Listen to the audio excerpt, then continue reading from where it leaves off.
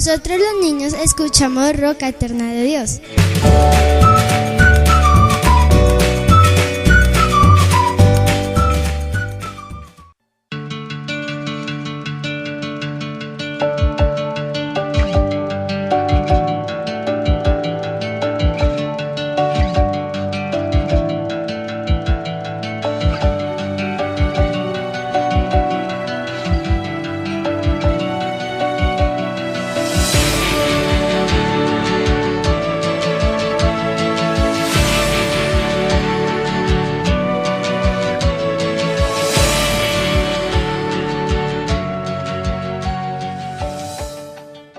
Quiero que hagamos un ejercicio de manera individual.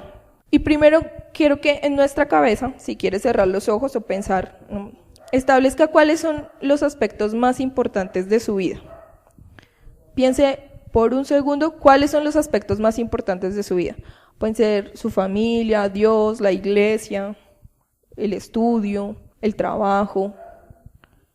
Y por otra parte, ¿ya todos pensamos cuáles son nuestros aspectos más importantes? Amén. Bueno, yo quiero que este estudio sea entre todos, ¿sí? La idea es poder aprender algo el día de hoy, amén. Por otra parte, vamos a hacer un listado de las cosas que más nos distraen o de las cosas en las cuales nos vemos tentados. Ahí en su cabeza solamente se conoce usted y Dios, nadie más. ¿Cuáles son esas cosas que nos generan tentación o que nos distraen o nos llaman la atención?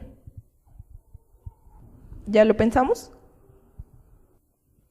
Vamos a ponerle una calificación de 0 a 10, donde 0 es que no me distrae nada y 10 es que me distrae demasiado. Le vamos a poner una calificación. ¿Ya se le pusieron? Vamos a poner también una calificación de 0 a 10. ¿Cuánto me cuesta a mí luchar contra esa distracción o contra esa situación que me genera tentación? Y después de pensar en eso, vamos a pensar en esa situación qué tanto interfiere en que yo mantenga bien mi vida espiritual. Generalmente las tentaciones hacen que nosotros nos separemos de Dios, ¿sí? Cuando nosotros accedemos a las distracciones o a las tentaciones, es porque, digamos que son situaciones que nos separan de Dios. Y si nosotros nos ponemos a hacer, digamos, un análisis real, a dedicar un tiempo en el día para pensar en eso, nos vamos a dar cuenta que si esas situaciones nos alejan de Dios y estamos cayendo regularmente en ellas, pues nuestra vida espiritual no va a poder aumentar. Amén. Sin embargo, aunque la tentación es un tema del que se habla regularmente, quiero que también veamos otro aspecto de ese tema y de la tentación, y es que a través de que nosotros reconozcamos esa situación podemos ver cuán grande es la misericordia de Dios. Amén. Porque cuando nosotros fallamos y sentimos que nos estamos alejando de Dios, podemos ver también cómo Dios con su grande amor puede volver a acercarse hacia nosotros para eso. Amén. Entonces, en el libro de Santiago, capítulo 1, versículo 12, podemos responder la siguiente pregunta. ¿Cuándo viene la tentación? Dice que bienaventurado el varón, o sea, feliz el ser humano que logra soportar la tentación. Pues eso, digamos que no es tan fácil, ¿cierto? Porque si no nos atrajera tanto, no sería una tentación, ¿sí? Pero la palabra de Dios dice, feliz la persona que soporta la tentación, porque cuando la haya resistido, incluso usa una palabra que dice, cuando haya resistido la prueba, quiere decir que soportar la tentación o pasar la tentación es similar a soportar o pasar una prueba. ¿Cuántas personas aquí hemos pasado por pruebas? Todos hemos pasado por pruebas, ¿verdad? Dice, cuando haya resistido la prueba, recibirá la corona de vida que Dios ha prometido a los que le aman. Es una grande promesa. Pero ¿en qué momento viene la tentación? Cuando nosotros estamos a prueba, en diferentes circunstancias, viene la tentación, ¿sí? Por ejemplo, si nosotros estamos pasando por una situación económica difícil, en la que de pronto para esta semana nosotros no tenemos cómo suplir los gastos, nos vemos tentados ¿a qué? A pedir dinero prestado, ¿cierto? Porque es algo que suele suceder. Nosotros decimos, no, pues esta semana yo no tengo para suplir las necesidades, voy a tener que recurrir a alguien para que me preste. Y si yo digamos que accedo a eso y pido prestado, ¿qué va a pasar el día que el salario llegue o que el dinero llegue? Lo vamos a deber, ¿sí? Y entonces ese día vamos a decir, no, pues llegó el salario, pero me toca pagarlo todo porque ya lo debo, ¿sí? Entonces ahí es una prueba y la tentación viene. También digamos que podemos vernos tentados en las pruebas a mentir, ¿sí? A cambiar de pronto la versión de las cosas que nosotros decimos, puede ser. En momentos de ocio también viene la tentación. Cuando nosotros estamos con la mente dispersa, sin nada que hacer, sin meditar de pronto en algo específico, la tentación también puede venir. A través de nuestros pensamientos, podemos a través de nuestros pensamientos empezar a fallarle a Dios. Y cuando estamos con emociones involucradas, por ejemplo cuando tenemos ira o tristeza o alegría, nos vemos tentados también a cometer ciertos errores. ¿Por qué nosotros somos tentados? Esa fue una de las cosas que yo dije ahorita en el momento de la introducción. Somos tentados porque somos seres humanos. Y como hijos de Dios hay una lucha entre la carne y el espíritu. Eso lo vamos a confirmar en el libro de Gálatas, capítulo 5, versículo 17. Como seres humanos estamos conformados de manera tripartita, ¿cierto? ¿Cómo estamos conformados? Espíritu, alma y cuerpo, dice la palabra de Dios, ¿cierto? Entonces, el espíritu es la parte de nosotros, la parte de Dios en nosotros. Cuando, por ejemplo, cuando la palabra de Dios menciona que sopló aliento de vida, la vida es el espíritu, ¿sí? Que nosotros estamos. ¿El alma qué es? El alma es aquella donde nosotros podemos sentir las emociones y digamos que es donde se ve la complejidad de nosotros como seres humanos, ¿sí? Y el cuerpo, pues es todo lo que nosotros podemos ver y lo que sentimos, las sensaciones, la materia, nuestro cerebro, nuestro cuerpo, todo lo que podemos ver. Espíritu, alma y cuerpo. Entonces, la palabra de Dios en este versículo dice que hay una lucha entre quién y quién, entre la carne y el espíritu. ¿Por qué? ¿Qué pasa con la carne? Con el cuerpo. Con respecto a las tentaciones, sí. Nosotros, digamos que Dios nos diseñó con un cerebro, con un corazón, con unos riñones, ¿cierto? Y estamos diseñados para acceder a ciertas cosas. Por ejemplo, si usted en este momento tiene hambre, sí, supongamos que tienen mucha hambre, y yo pongo aquí, voy a poner un chocolate caliente con pan con queso, ¿les daría ganas de comer? Y eso está dado por qué parte de los seres humanos. Por el cuerpo, ¿sí? El cuerpo es el que hace que la barriga se mueva y uno cuando huela el chocolate diga, ay, yo querría como chocolate con pan y queso, ¿cierto? Esa sí los hice salivar, perdónenme. Entonces, esa es la parte del cuerpo que está en nosotros. Pero el espíritu es la parte de Dios que está en nosotros. ¿Cómo es la parte de Dios? Si nosotros estamos hechos a imagen y semejanza de Dios, ¿cierto? Si es así, digamos que nosotros deberíamos vivir en santidad, ¿cierto?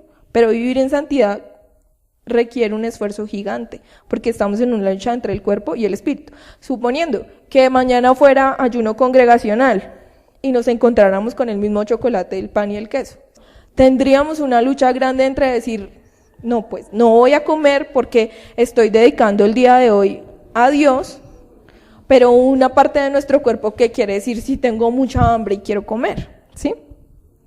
Así con todos los aspectos de nuestra vida, con todos los aspectos a nivel emocional, a nivel familiar, con nuestras amistades, en todas las áreas donde nosotros nos movamos, hay siempre una lucha entre el espíritu y la carne, ¿sí?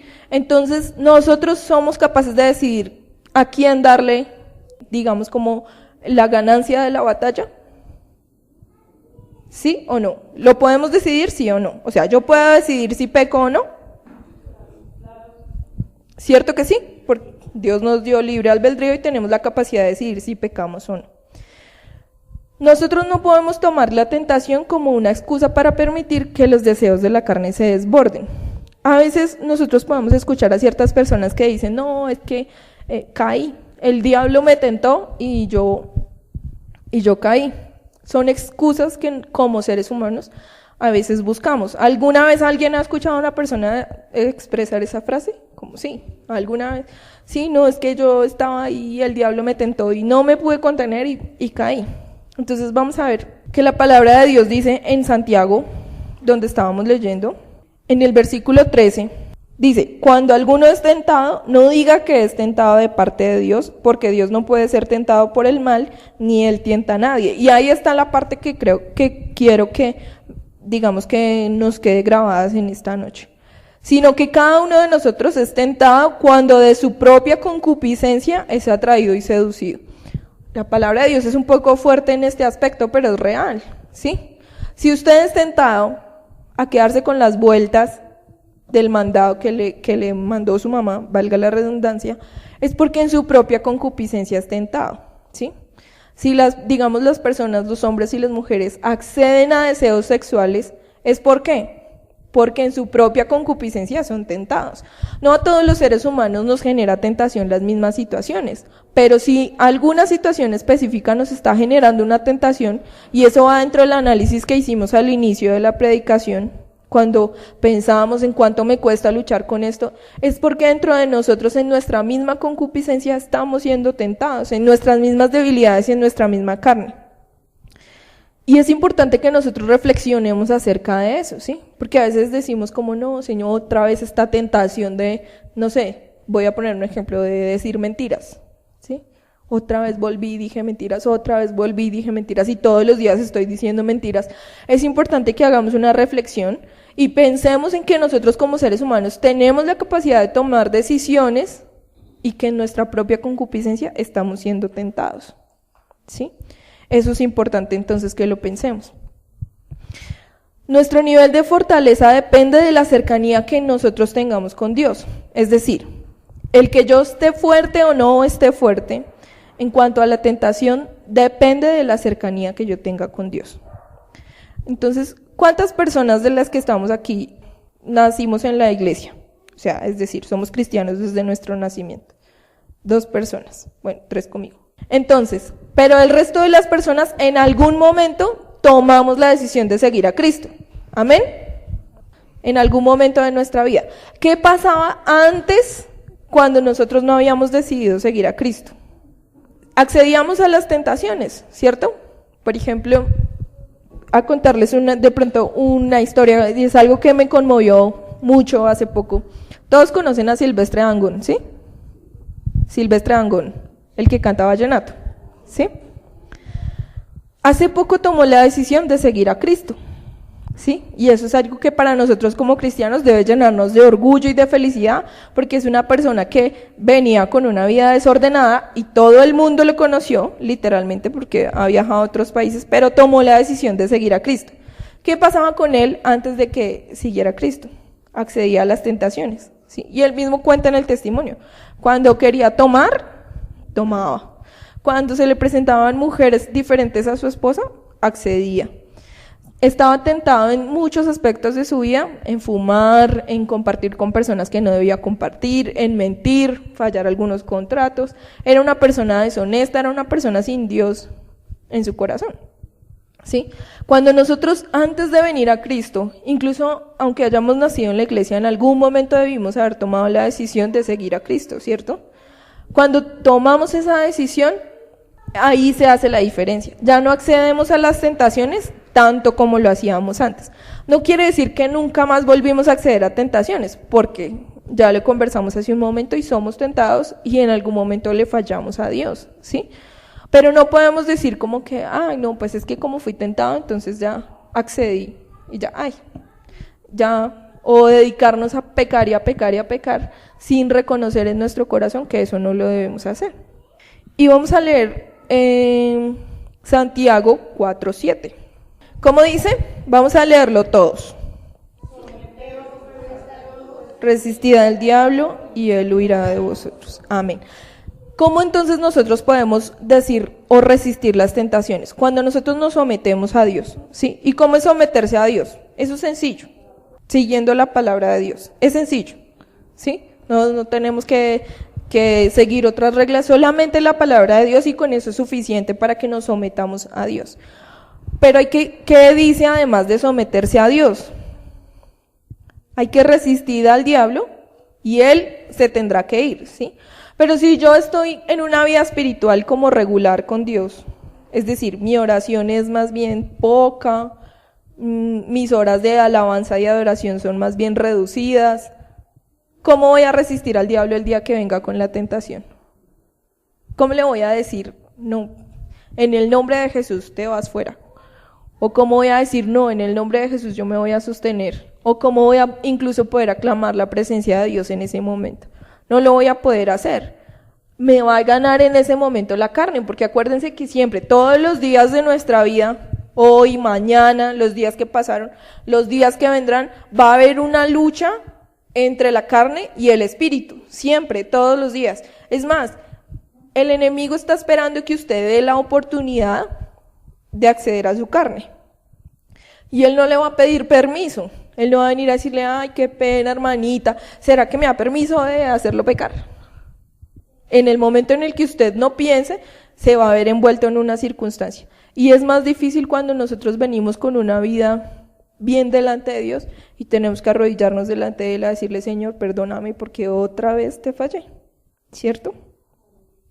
Entonces, poder resistir la tentación depende de la relación que nosotros tengamos con Dios, ¿sí?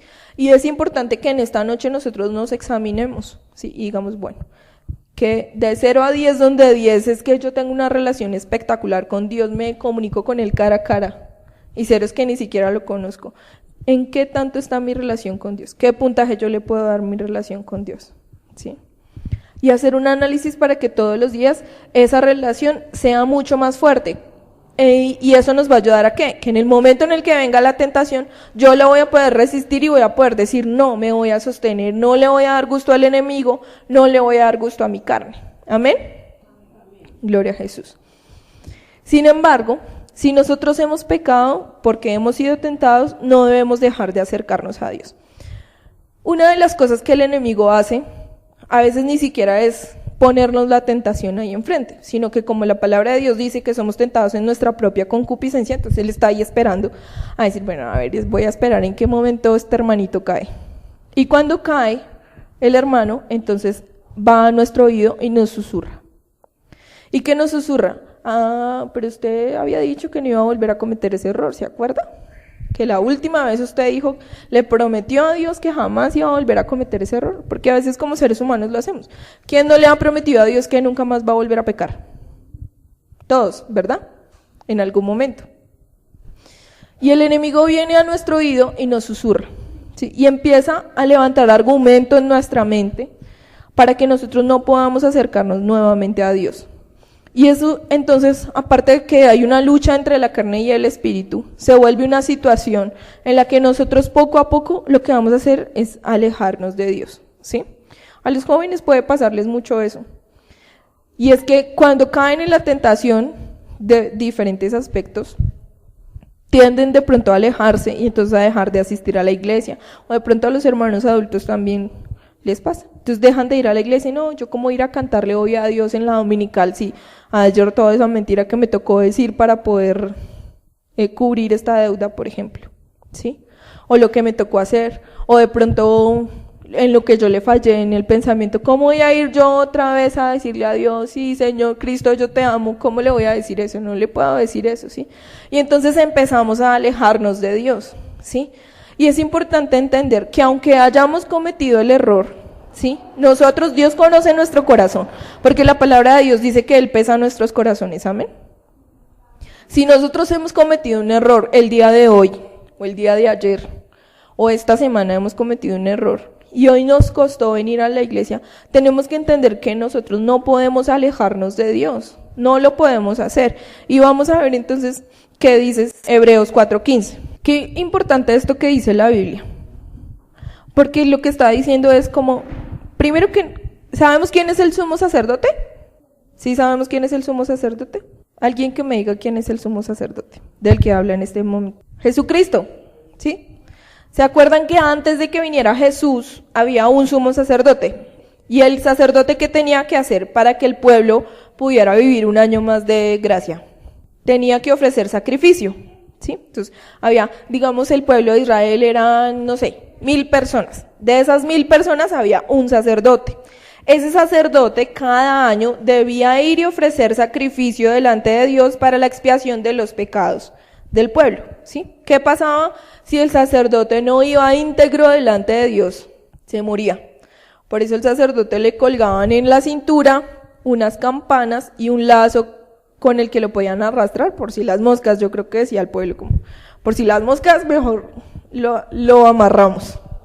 Pero en el momento en el que vino Jesús se hizo el sumo sacerdote, ofreció el sacrificio por nosotros, por la expiación de nuestros pecados. Él se ofreció como sacrificio y se ofreció como sacerdote. ¿Qué hizo Jesús? Eso ya lo sabemos todos. Morir en la cruz del Calvario por nosotros, ¿sí? Y cargar todos nuestros pecados. Todos nuestros pecados implican el pecado de hoy, implican el pecado de ayer, y cuando yo accedía a la tentación o accedía a mis deseos carnales, eso lo cubre dentro del sacrificio que hizo Jesús por nosotros. Y entonces lo que está diciendo la palabra de Dios es, porque no tenemos un sumo sacerdote que no pueda compadecerse de nuestras debilidades. Miren que es algo que, si uno lo analiza, empieza a darse cuenta del amor de Dios tan grande para con nosotros. Porque Jesús, no sé, yo creo que si nosotros hubiéramos estado en el lugar de Jesús, en algún momento hubiéramos dicho, Señor, que caiga fuego del cielo y los consuma, porque tras de que ya les hice un sacrificio, siguen pecando y siguen pecando y siguen pecando, ¿cierto? Pero la palabra de Dios dice que Jesús se compadece de los errores que nosotros hemos tenido. Él se compadece de la debilidad que nosotros tenemos. Es decir, que cuando usted cae, si usted tiene un corazón limpio de Dios y por razones diferentes usted cometió un error, Él se compadece y dice, ay, Señor, Dios Padre, por favor, perdónalo una vez más. Por eso es que nosotros no podemos estar pecando y pecando y pecando a toda hora, porque eso es pisotear la sangre de Cristo. Y nosotros no nos pararíamos en la sangre de Cristo a pisotearla, ¿o sí? No lo haríamos, ¿verdad? Eso mismo haríamos si nosotros le fallamos y le fallamos y le fallamos. Pero cuando nosotros tenemos un corazón recto delante de Dios y aún así le fallamos, Jesús se compadece y Él dice, Dios mío, Señor, acuérdate, Padre, del sacrificio que yo hice. Y dice, ¿por qué? Sino uno que fue tentado en todo según nuestra semejanza. ¿Qué quiere decir eso? Que Jesús fue tentado, igual que nosotros, igualito, fue tentado. Yo no sé si cuando Jesús estaba chiquito le dio de pronto la tentación de quedarse con las vueltas. Puede que sí. La palabra de Dios dice que fue en nuestra semejanza. Pero Él que sin pecado, a diferencia de nosotros. Jesús nunca cometió pecado. Y eso es bonito empezar a entender que cuando nosotros caemos, digamos que las situaciones son difíciles y accedemos a los deseos de nuestra carne, cuando nosotros nos sentimos tan débiles y no logramos mantenernos fuertes, Jesús se compadece de nosotros y otra vez nuevamente va hacia el Padre y pide por nosotros. Aún así nosotros debemos entender que somos justificados por gracia. ¿Se acuerdan de lo que yo les estaba hablando hace un momento? Donde les decía que el enemigo levanta argumento en nuestra cabeza y nos dice, en nuestra mente, y dice como, ¿sí ven? Ya le falló a Dios, ¿usted para qué se va a arrodillar a orar otra vez? ¿Para qué se arrodilla a orar? Porque el enemigo es astuto y él apunta en el, digamos como en el punto más débil de nosotros. Escuchaba una predicación donde la persona que predicaba decía que el enemigo lo que hace es empezar a sembrar una semilla en nuestra mente.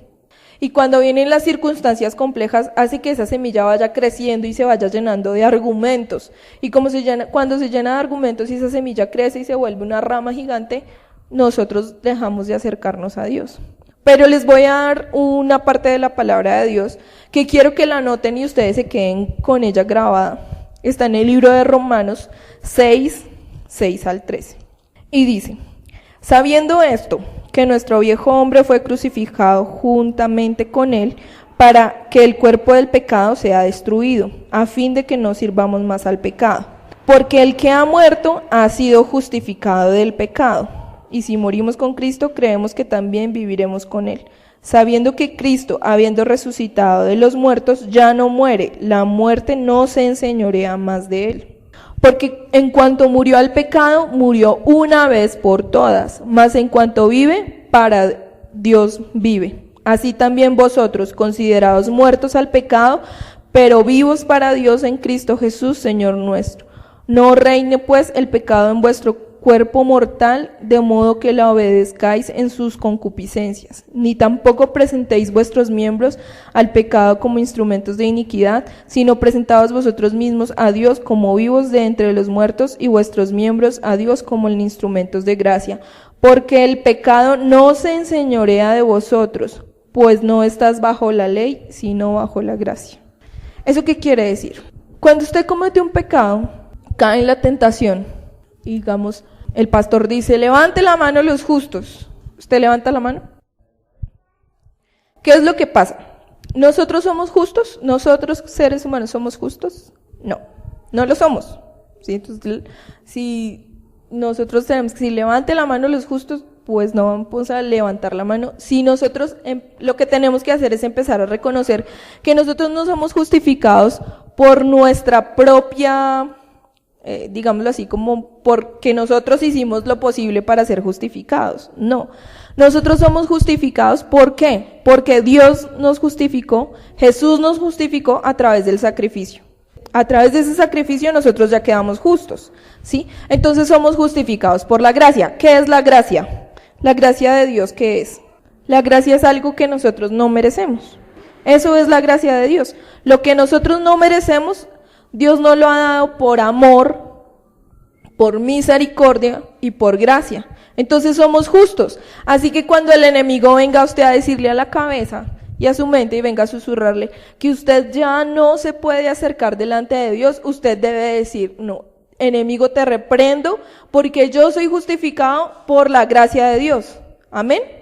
Y como soy justificado por la gracia de Dios, puedo nuevamente acceder. Pero eso no quiere decir que yo vaya a pecar todos los días y todos los días vaya a abusar de la gracia que Dios me ha dado, porque eso no lo podemos hacer. Ahí ya nosotros no seríamos, digamos, como no estaríamos cayendo en tentación. Lo que estaría pasando es que nos vamos a volver pecadores e impíos.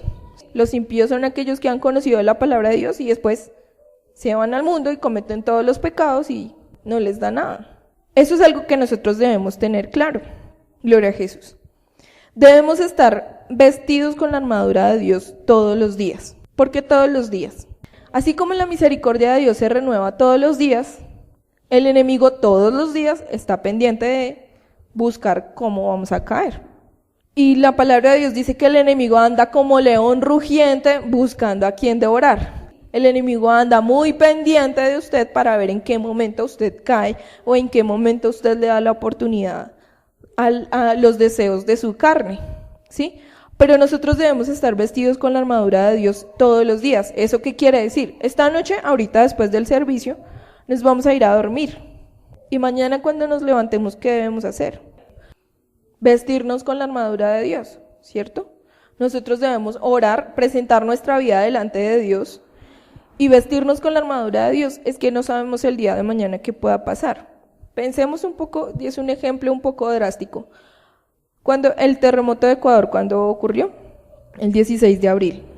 ¿Ustedes creen que el 15 de abril por la noche todos se acostaron y dijeron, bueno, pues Señor, guárdanos de cualquier cosa que pueda pasar? Muy seguramente muchas personas, no puedo decir que todas porque allá hay pueblo de Dios, se acostaron y dijeron como, bueno, mañana será otro día, mañana saldremos a trabajar, mañana otra vez tomaremos la rutina, y resulta que al otro día lo que pasó fue una situación bastante complicada, ¿sí? Eso mismo puede pasar con nosotros. No quiero decir que mañana vaya a haber un terremoto, no, pero quiero decir que cualquier cosa puede pasar. Para que nosotros digamos que nos pase cualquier situación es sencillo, nuevamente retomar las labores del día, ¿sí? Mañana nosotros, ¿qué tenemos dispuesto en nuestro corazón? Levantarnos temprano y venir a la casa de Dios. Pero debemos vestirnos con la armadura de Dios. ¿Por qué? Porque la tentación puede venir entre el lapso de las 7 de la mañana que nos levantemos y las 9 que vengamos aquí. No sé si de pronto les ha pasado. Y el enemigo empieza a atacar y a decir, bueno, voy a sembrar discusión en esta familia antes de que se vaya para la iglesia, con el fin de que alguno se quede. O voy a tentarlo de aquí a que vaya a la iglesia para que mejor piensen que no debe ir. El enemigo actúa de esa manera. Y si él es astuto, ¿por qué nosotros andar sin armadura? ¿Sí? Si nosotros estamos en una guerra. La guerra en este momento está entre la carne y el espíritu. Si estuviéramos en una guerra literalmente física, ¿cómo saldríamos a la calle? Puede ser, no saldríamos a la calle, pero tendríamos que salir. Si estuviéramos en una guerra, ¿qué tendríamos que hacer? Salir armados. Por ejemplo, cuando las pandillas están en guerra, ustedes saben que hay líneas invisibles en los barrios. ¿Ellos cómo salen a la calle? Armados, porque no saben en qué momento va a pasar, ¿sí? Asimismo, nosotros estamos en una guerra. Estamos en una guerra espiritual en la que el enemigo está diciendo, estoy esperando a ver cómo hago para caer a esta persona, ¿sí? Y adicional a eso, las debilidades de nuestro cuerpo están ahí. Entonces debemos vestirnos con la armadura de Dios. Y vamos a leer Efesios 6, 10 y 11. Por lo demás, hermanos míos, fortaleceos en el Señor y en el poder de su fuerza. Vestidos de toda la armadura de Dios para que podáis estar firmes contra todas las acechanzas del diablo. Y voy a continuar. Porque no tenemos lucha contra sangre y carne, sino contra principados, contra potestades, contra los gobernadores de las tinieblas de este siglo, contra huestes espirituales de maldad en las regiones celestes. Por tanto, tomad la armadura de Dios para que podáis resistir en el día malo y habiendo acabado todo, estar firmes. Estad pues firmes, ceñidos vuestros lomos con la verdad. ¿Cuál es la verdad? La palabra de Dios. Y vestidos con la coraza de justicia, calzados los pies con el apresto del evangelio de la paz. Sobre todo, tomad el escudo de la fe con que podáis apagar los dardos del fuego del maligno. ¿Para qué sirve un escudo?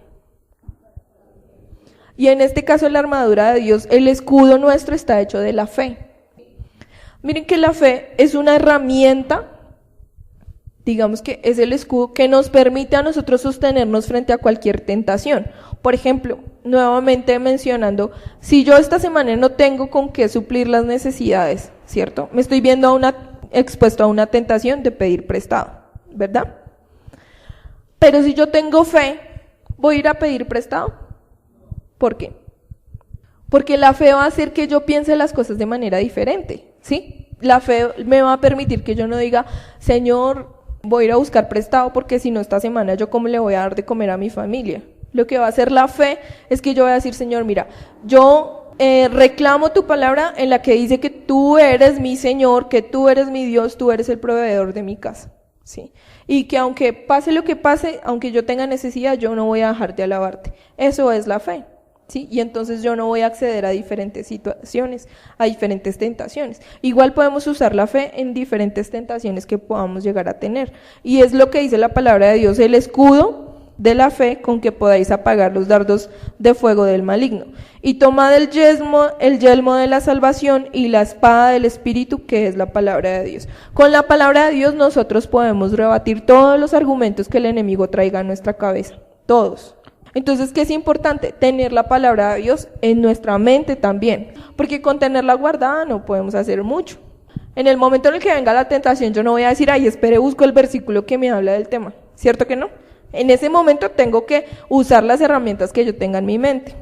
Orando en todo tiempo, en toda oración y súplica en el Espíritu, y velando en ello con toda perseverancia y súplica por todos los santos, y por mí, a fin de que al abrir mi boca me sea dada palabra para dar a conocer con denuedo el ministerio del Evangelio. Bueno, eso era algo que escribió Pablo en ese momento. Como último punto, quiero dejar. Es importante estar atentos y vivir todos los días atentos. ¿Qué debemos hacer? Vivir un día a la vez. Porque nosotros a veces oramos y decimos, Señor Jesús, yo me propongo el día de hoy vivir una vida en santidad. Y si Dios nos va a permitir vivir 90 años y yo apenas tengo 20, ¿será que voy a poder vivir los próximos 70 o 60 años en santidad? Es poco probable porque somos seres humanos, ¿sí?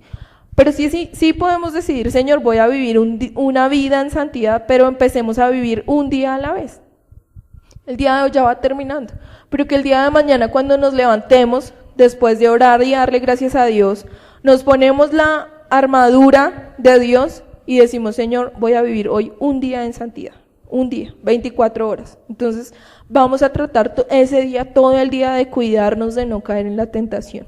Y el lunes cuando nos levantemos hacemos la misma propuesta, y el martes, y nos vamos a dar cuenta que nuestra vida va a empezar a prosperar, porque Dios va a tener en cuenta el deseo de nuestro corazón, que es vivir en santidad.